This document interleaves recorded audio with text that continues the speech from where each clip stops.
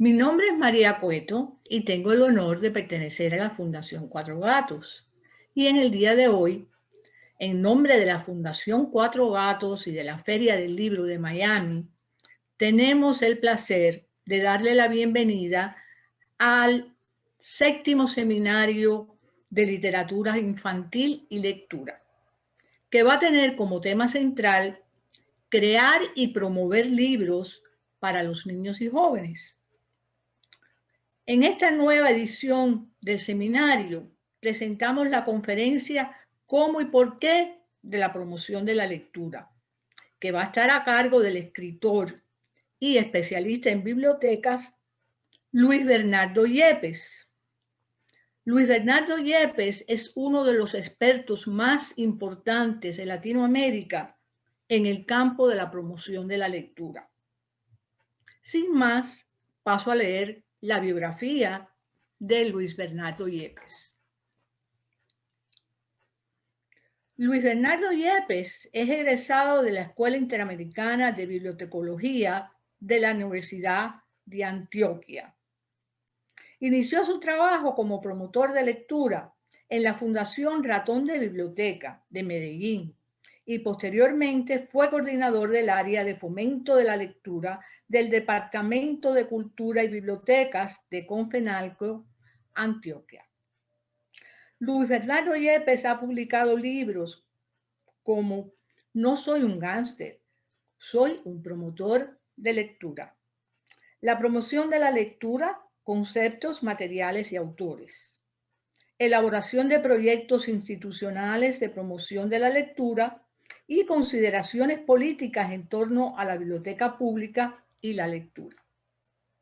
Y para los niños, ha dado a conocer las obras La señora Estrellas y Letras, El hombre del paraguas, Caperucita Roja y El profesor Lobo, y El viejo malabarista. Gracias a Luis Bernardo Yepes por acompañarnos en este 7º seminario de literatura infantil y lectura, organizado por la Fundación Cuatro Gatos y la Feria del Libro de Miami. Y sin más, los dejamos con nuestro invitado. Buenas tardes, queridos amigas y queridos amigos que nos acompañan hoy en este seminario virtual. Les tiendo un caluroso saludo, lo de caluroso es literal, estoy aquí en Santa Fe de Antioquia, en Colombia, una población que maneja unos 30 grados centígrados.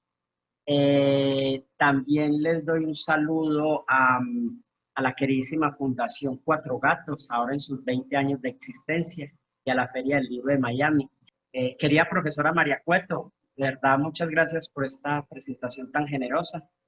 Y va mi gratitud perenne a Antonio Orlando Rodríguez y a Seth Andricaín por esta invitación y por la estima que le han dado siempre a mi trabajo.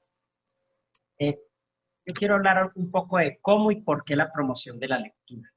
No todos tenemos que ser lectores, como tampoco todos debemos convertirnos en músicos, panaderos, o agricultores o médicos.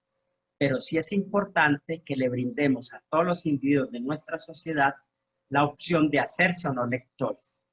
Lo injusto es dar opciones y dar recursos a unos y marginar a otros de esta posibilidad, a sabiendas de que leer ayuda a obtener información para darle valor agregado a lo producido, para tener unos altos niveles de comprensión del otro y contar con un pensamiento crítico.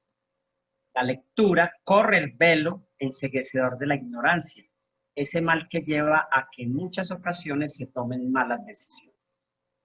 Sin la lectura, los pueblos conviven en la zozobra, la intolerancia, la incomprensión y la pobreza. Ahora bien, a mí me gusta leer para no estar solo. Después de que la vida volvió humo los amigos de la infancia, de la adolescencia y de la madurez, los libros me han acompañado en un aeropuerto, en la sala de espera del médico y en la fila del banco. La lectura ha estado conmigo atacando la soledad y el miedo. Los libros me escoltan con su sabiduría, sus historias, sus encantos, especialmente la literatura, dama de compañía leal y consoladora. ¿Y qué es leer en este sentido? Leer es extraerle el significado a un texto. Realmente es un proceso de comunicación. Leer tiene sentido si comunica. Para ello se requiere tener información en el cerebro. Esta nos permite comprender el texto que pretendemos leer. A menor información en nuestro cerebro, mayor dificultad para comprender lo que tenemos ante nosotros. El cerebro se va enriqueciendo entonces poco a poco con lecturas que corresponden a niveles de comprensión de quien quiere apropiarse del contenido de un texto en particular. Por eso en la infancia los textos tienen niveles de comunicación más simples, no por ello menos profundos, y suelen tocar temas del mundo que son cercanos a esos seres que apenas inician su recorrido por la vida. Es decir, que el cerebro se alimenta con la palabra leída, hablada, escrita, cantada, palpada y demás. También con los objetos que se tienen alrededor, con las conversaciones de los otros, con lo que la naturaleza ofrece. Esa información es la que se activa y conversa con los libros que están ante nosotros. Entender esto es clave porque nos permite la comprensión de tres asuntos. Uno, que leer no es decodificar, que va más allá de aprender a juntar las letras y tiene que ver no solo con la gramática y el idioma, sino también con el tema. La literatura infantil, por ejemplo, nos provee temas iniciáticos, incluso para los adultos que apenas se adentran en el mundo de los libros. Segundo, que el conocimiento de los lectores para saber qué les vamos a dar de leer es preferible no medirlo por el grado de escolaridad, sino por el nivel de experiencia lectora. En este caso es más recomendable pensar en clasificaciones como la siguiente. En lugar de decir segundo grado, tercer grado o cuarto grado, uno puede plantearse la idea de decir, este texto puede ser para compartir con los más pequeños, para los que se inician en la lectura, para los que ya leen bien, para los lectores en marcha o para los grandes lectores.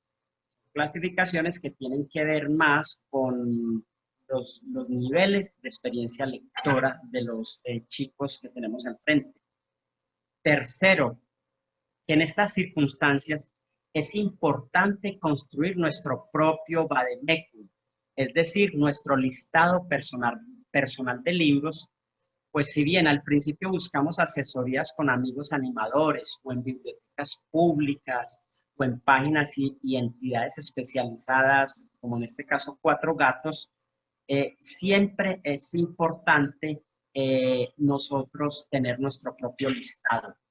Y este se construye con un material que vamos leyendo día a día y lo vamos consignando en una ficha o en un cuaderno donde por lo menos tengamos allí el nombre del autor, el título, la editorial, el ilustrador si el libro lo tiene, la actividad que el libro invita a que hagamos, que más adelante explico esto porque esto es clave en la animación a la lectura, y también podemos señalar esos niveles de experiencia lectora que les mencionaba en el punto anterior. Es decir, que nosotros vamos construyendo lo que sería el derrotero para nuestro trabajo o simplemente para nuestras relaciones en los temas de promoción y animación a la lectura.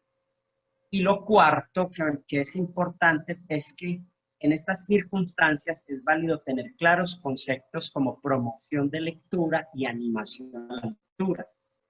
Por supuesto, el de la lectura misma, porque no es lo mismo entender la lectura desde un enfoque de decodificación que desde un enfoque psicolingüístico, donde se entiende que para leer tenemos que tener un mundo interior, tenemos que tener una estructura cognoscitiva. Por supuesto, esto nos permite idear estrategias sociales e individuales que nos ayudan a crear comunidades, familias e individuos lectores, pero también para determinar grados de responsabilidad en esta tarea, es decir, en la tarea de crear lectores. En este caso, ¿qué es promover la lectura? En términos generales, la promoción de la lectura es una conversación continua sobre la lectura, un virus que contagia lentamente al vecino, al amigo, a la familia y así sucesivamente hasta permear a toda una sociedad.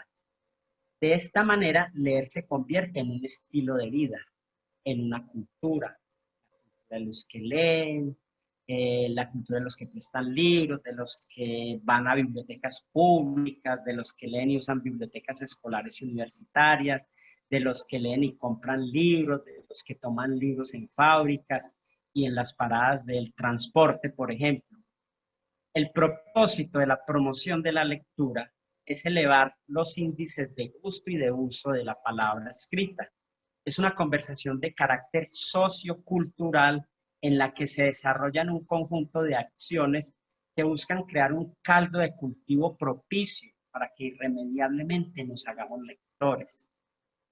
Tiene que ver con planes de lectura, con proyectos familiares e institucionales de promoción de la misma, con políticas públicas, con creación de bibliotecas, con desarrollo de ferias del libro.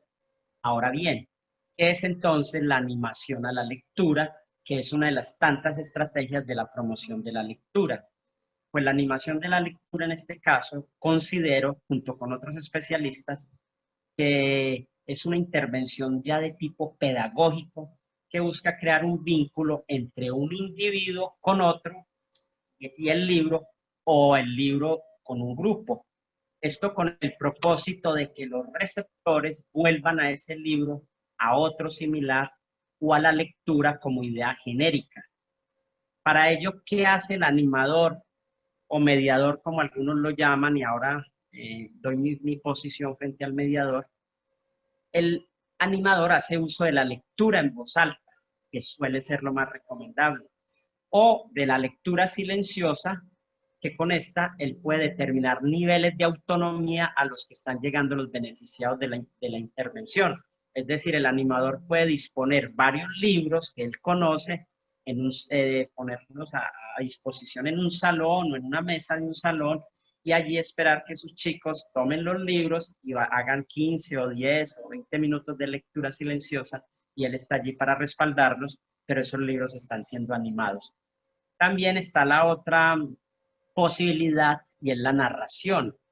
La narración, a mi modo de ver, suele ser de corte iniciático y de la que se recomienda no se abuse, con el fin de que no se pierda el objetivo de que nuestros incipientes lectores lleguen pronto a familiarizarse con la arquitectura de la palabra escrita, independientemente del soporte en el que ésta se encuentre, o sea papel o sea digital.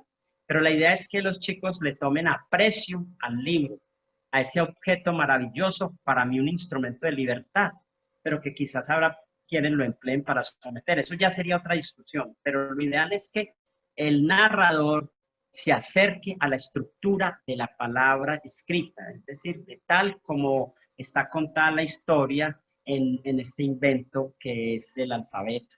Entonces, digámoslo de otra manera, el animador a la lectura utiliza la narración generalmente con los bebés y a veces con la tercera edad, pero la idea es trascender de ahí y llegar a leer en voz alta.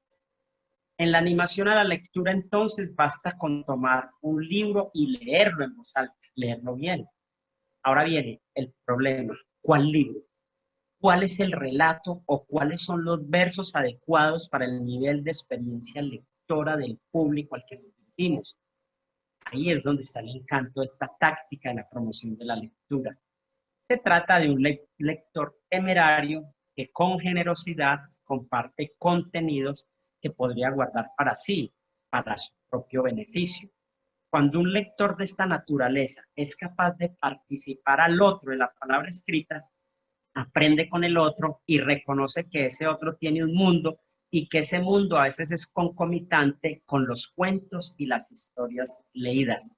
Es decir, el ejercicio permanente, la animación a la lectura, termina mostrándonos cuáles son los libros adecuados para determinado grupo. Hay otro asunto interesante aquí, y es que la animación a la lectura suele utilizar algo que son unas estrategias o unas actividades. La pregunta es, ¿de dónde surgen estas actividades o de dónde deberían surgir estas actividades que emplean los animadores? Con unos colegas hemos decidido denominar a esto medio didáctico. Es la actividad que se desarrolla en una sesión de animación a la lectura y que tiene como propósito contribuir a que la historia sea leída, pero se vincule con los individuos, es decir, que al menos lo esencial de esa historia, el tema, las imágenes, las palabras, en un gran porcentaje queden tatuadas en alma y cerebro de niños o jóvenes que escucharon. Bueno, eso suena pretencioso, pero esa es la idea. No que la historia se evapore, como cuando equivocamos la estrategia o actividad. Miremos cómo conseguir una buena animación. Algunos animadores descubren que lo que están leyendo no está encajando en el mundo de los chicos que tienen al frente, que no es afín. Y entonces deben revisar, quizás retroceder y retomar el control. Así como a una cometa o a un papelote que se va a caer, se le recobra el hilo, se espera de un mejor viento, el animador lo intenta con otra historia, con otro verso, dándole, eso sí, prioridad al contenido, no a la didáctica, no al juego, no a elementos distractores, pues al final la acción correcta para que el texto crezca en el otro surge del texto mismo. La historia es la que le dice al animador lo que está bien hacer para crear un vínculo afectivo y perenne en sus escuchas. La didáctica es la estrategia que puede permitir que esa narración de alguna manera se tatúe en el alma y cerebro. Y es el libro el que finalmente la dicta con el propósito de llevar esa historia a una memoria a largo término o a lo que llamábamos ahora la estructura común. No es complejo. Puede ser mediante una carta a uno de los personajes, puede ser un silencio que haga estallar una conversación espontánea en los receptores. Entonces son los contenidos la prioridad. Y hoy algunos animadores y profesores, infortunadamente, ponen todo el énfasis en la didáctica. Yo les he escuchado decir, ya sé, en este manual dice, pedirles a los niños dibujar lo que les gustó de la historia después de la lectura del cuento. Vamos entonces a pintar sobre este cuento. Y eso les piden a los chicos. Estos manuales suelen proporcionar un listado generoso de este tipo de actividades, tales como, por ejemplo, solicitarles una canción o crear un segundo final. Y si el animador carece de criterio y toma la actividad sin tener en cuenta la historia, es posible que dicha actividad no sea significativa en el propósito de vincular la narración con el mundo interior de los lectores. Si la estrategia no tiene que ver con el contenido de lo animado, puede darse la posibilidad, en el peor de los casos, de desviar el propósito de la sesión de animación a la lectura, cuál es vincular ese material con ellos. Miren, esto que intento explicar trae a mi memoria una anécdota que vi de un aprendiz de animador. Él habitualmente leía la fábula La ratoncita presumida del escritor venezolano Aquiles Nazoa y luego le solicitaba a los niños salir de la biblioteca para jugar en un patio al gato y al ratón. Esa actividad, aparte de darle una felicidad transitoria, no les ayudaba a que la historia penetrara con fuerza y firmeza en el alma de los chicos. A mi parecer, se arriesgó a que los niños olvidaran trazos del amor interesado de Hortensia, a que no recordaran, a que no interpretaran, a que el esparcimiento hiciera humo la lectura en voz alta. Una actividad de esa índole podría estar entregando un mensaje subliminal, diciendo algo como esto. Mira, escucha esta historia y luego jugamos. Que es algo así como decir, desviemos la atención sobre el tema, no tomen conciencia de lo que pasó allí adentro. No hay relato del que apropiarse, no existen juicios para hacer, no hay nada significativo para llevar a casa en la memoria. Lo importante es que regresen por acá otro día y se la pasen bien. Esto es como si el proceso de cimentación del conocimiento interior no fuera un disfrute. Entonces, ahí hay que tener mucho cuidado con la elección de un medio didáctico para vincular ese libro con los otros. ¿Cuál es, a mi modo de ver, la verdadera base, entonces, para promover la lectura desde la animación? Ser lector, sin duda alguna. Los libros le hablan al alma de quienes los leen. Por tanto, a los promotores nos dice qué hacer con ellos, ya lo dije. cómo se pueden conectar mejor con los otros. Nos dice inclusive cuáles otros conectamos, si a un niño X o a un niño Y, si a unos jóvenes millennials o a unos centennials, o para los adultos Pascual o la señora Leonor, para el club de lectura o para recomendar al amigo coleccionista o el enemigo circunspecto. El libro mismo es capaz de decirnos dónde lo usamos, cuán aburrido puede ser para el grupo que amamos, incluso hacia nosotros nos haya encantado. Eso es una magia. Un instinto felino le permite al promotor animador oír todo esto y mucho más. ¿Que cómo lo consigue? Con el ejercicio constante, el habitar por siempre en las historias de los libros. Esa es la clave. No hay misterio alguno. El enigma ya es otro, ya es cómo adquiere nuestro ser esa invaluable habilidad.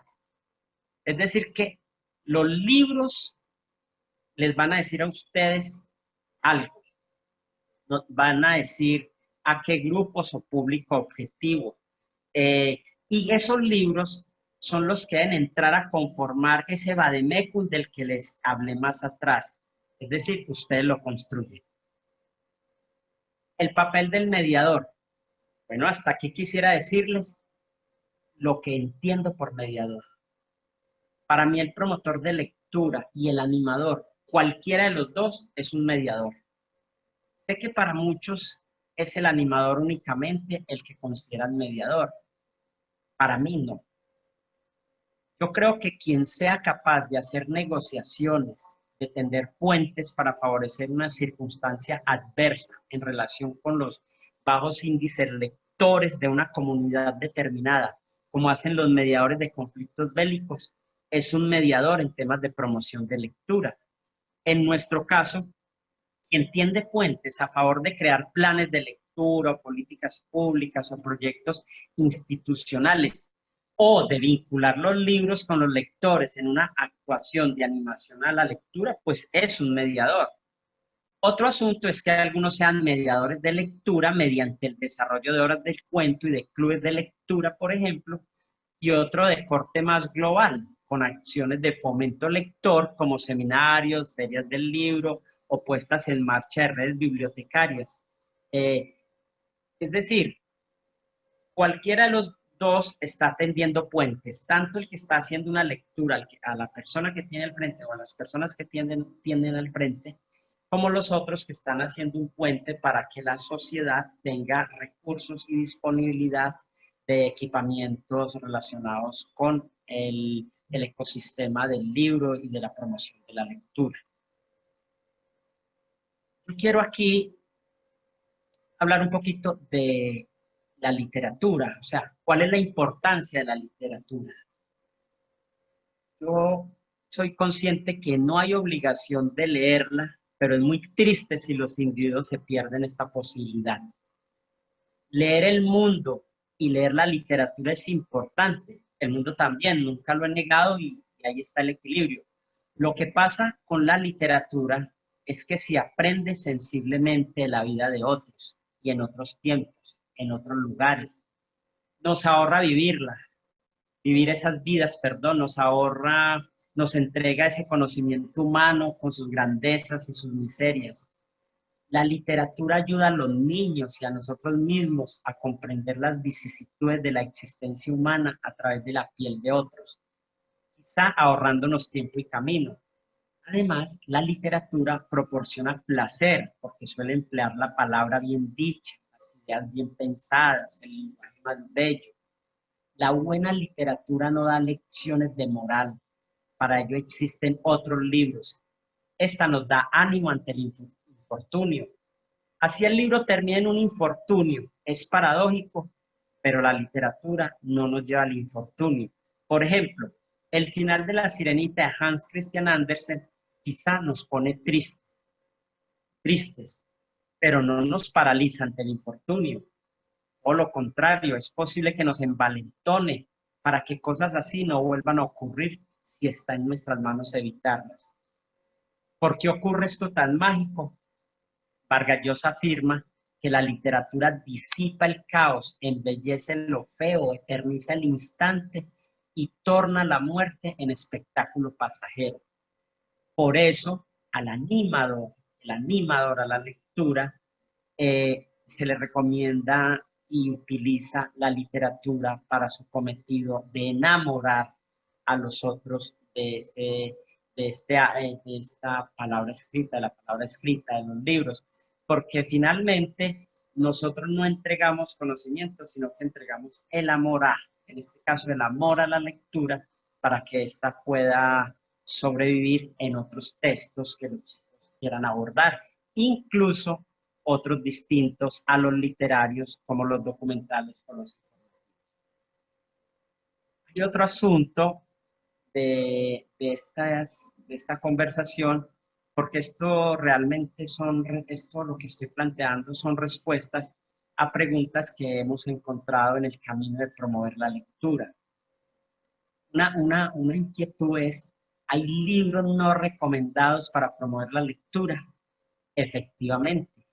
Es posible que algunos libros carezcan de las características estéticas o científicas o comunicacionales o de veracidad para ayudar al animador en la tarea de conseguir en determinados lectores avances hacia una lectura autónoma y hacia libros de canon impuestos por su entorno cultural y por el universal.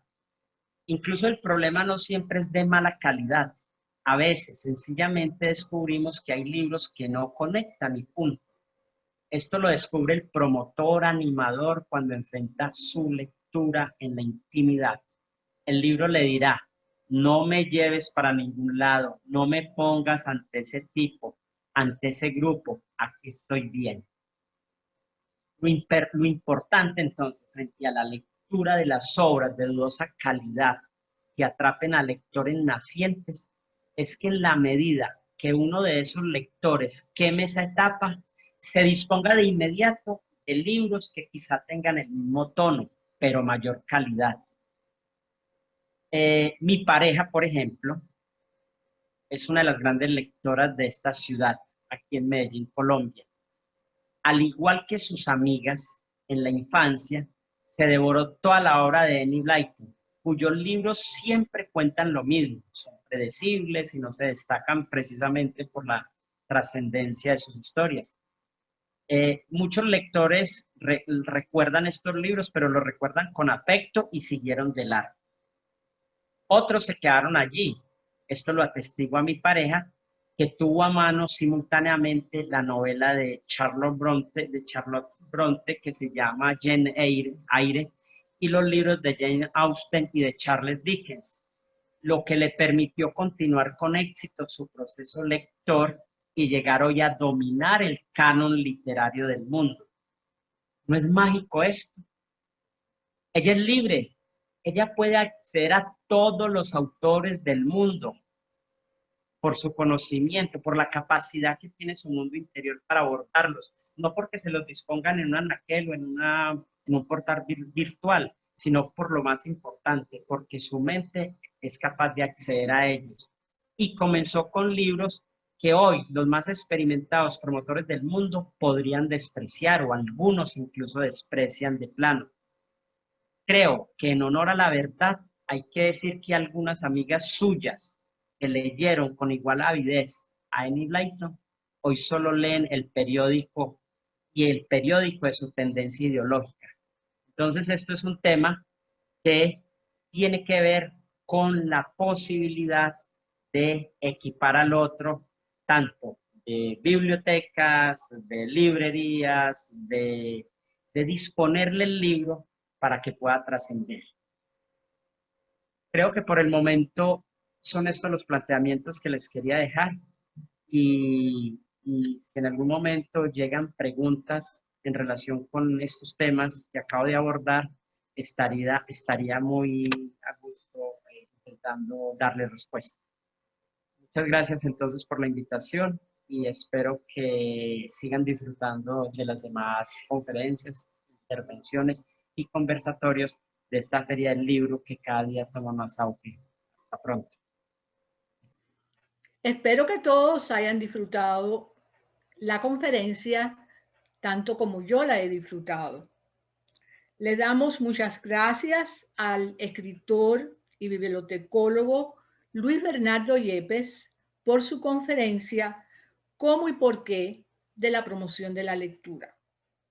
Y gracias a ustedes por acompañarnos a nombre de la Fundación Cuatro Gatos y de la Feria del Libro de Miami.